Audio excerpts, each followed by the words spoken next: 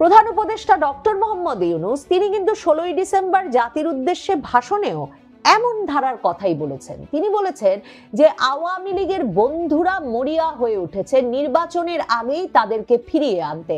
এই যে ইসরাফিল ফরাজি জুলাই ঐক্যের সংগঠক এই তরুণ নেতা যে কথা বলছেন যে বিভিন্ন দূতাবাস থেকে আওয়ামী লীগের ফেরানোর তৎপরতা দেখা যাচ্ছে, ভারত লবিস্ট নিয়োগ করে বিএনপি জামাত সহ বড় দলগুলোর সঙ্গে কথা বলছে, তার মানে সেই উদ্বেগ কিন্তু ডক্টর ইউনূসও জাতির উদ্দেশ্যে ভাষণে একভাবে প্রকাশ করেছেন।